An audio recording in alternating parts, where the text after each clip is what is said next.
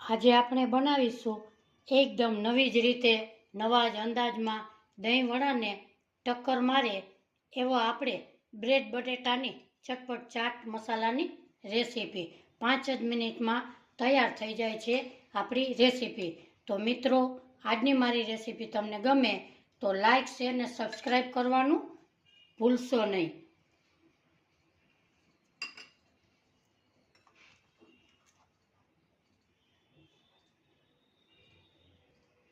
મારી રેસીપી તમને ગમી હોય તો એક લાઈક ને એક સબસ્ક્રાઈબ જરૂરથી કરજો।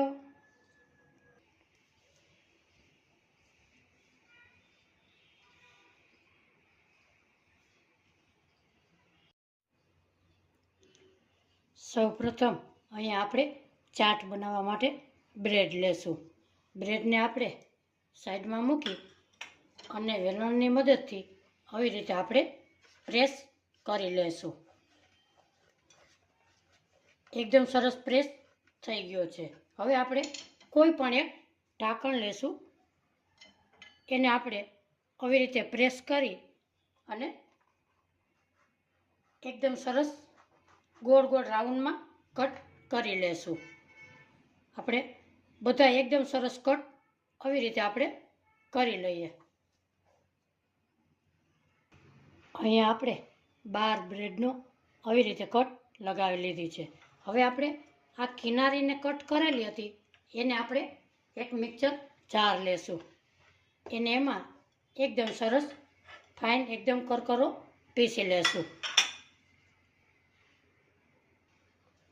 અહીંયા આપણે એકદમ સરસ દરદરું પીસેલું છે। હવે આપણે મસાલાની તૈયારી કરી લઈએ। અહીંયા આપણે મસાલો બનાવવા માટે 4 નંગ બાફેલા બટેટા લીધા છે, એને આપણે આવી રીતે ક્રશ કરી લઈએ, એકદમ સરસ મેશ કરી લઈએ। અહીંયા આપણા બટેટા એકદમ સરસ મેશ થઈ ગયા છે। હવે આપણે નાખીશું એક નાની ડુંગળી, એમાં નાખીશું આપણે ચીલી ફ્લેક્સ, અડધી ચમચી લાલ મરચું પાવડર, સ્વાદ પ્રમાણે મીઠું,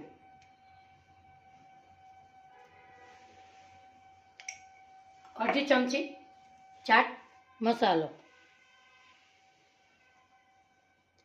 અડધી ચમચી ગરમ મસાલો પાવડર, ધાણા ભાજી। હવે આપણે બ્રેડને ક્રશ કરેલું હતું એ પણ આમાં ઉમેરી દઈએ। હવે આપણે બધાને એકદમ સરસ મિક્સ કરી લઈએ।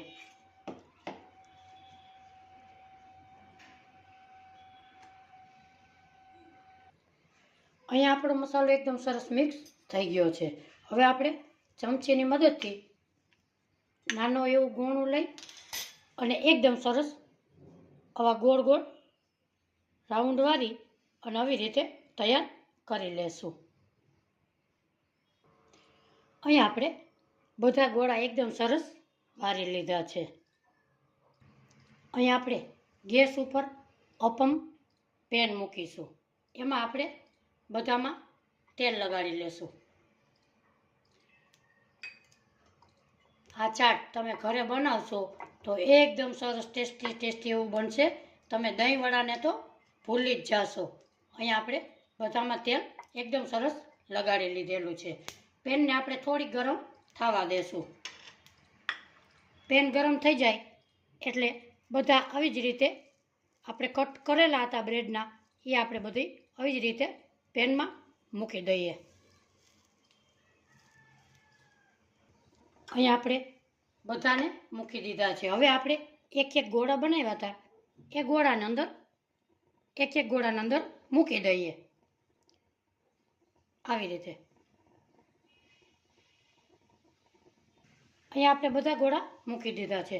હવે આપણે આને ઢાંકણ ઢાંકી અને આપણે 1 મિનિટ પકાવવા દેશું અને ગેસની ફ્લેમ હંમેશા ધીમી જ રાખીશું। હવે આપણે 1 મિનિટ જેવું થઈ ગયું છે, ઢાંકણને આપણે ખોલી લેશું અને આપણે જોઈ લઈએ કે આપણી ચાટ વાવ એકદમ સરસ તૈયાર થઈ ગઈ છે આપણી ચાટ। હવે આપણે બધી પકાવી લેશું અને એક પ્લેટમાં કાઢી લેશું. આપણે અહીંયા બધી ચાટ એકદમ સરસ તૈયાર થઈ ગઈ છે. હવે આપણે ગેસની ફ્લેમ બંધ કરીશું. હવે આપણે સર્વ કરી લઈએ. અહીંયા આપણે ઉપર દહીં નાખીશું. દહીંને આપણે એકદમ સરસ આવી રીતે મિક્સ કરી લેશું, ફેટી લેશું અને આપણે ચાટ ઉપર આવી રીતે દહીંને નાખી દઈશું. મિત્રો, આજની આ મારી રેસીપી તમને કેવી લાગી કોમેન્ટ બોક્સમાં જરૂરથી જણાવજો. પસંદ આવી હોય તો લાઈક, શેર ને સબસ્ક્રાઈબ કરવાનું તો ભૂલશો જ નહીં. અહીં આપણે એકદમ સરસ દહીં નાખી દીધેલું છે. એની માટે નાખીશું આપણે ખજૂર આંબલીની ચટણી. તમે આ રેસીપી બનાવશો તો તમે દહીંવડા તો સાવ ભૂલી જ જશો. ક્યાં શેરથી જુઓ છો એ પણ મને જરૂરથી જણાવજો. આપણે ઉપર નાખીશું ચાટ મસાલો, ઉપરથી નાખીશું ધાણા ભાજી. તો જુઓ મિત્રો, આજની મારી રેસીપી તમને કેવી લાગી જરૂરથી જણાવજો. ફરી મળીશું એક નવી રેસીપી સાથે. ત્યાં સુધી બધાને મારા જય શ્રી કૃષ્ણ.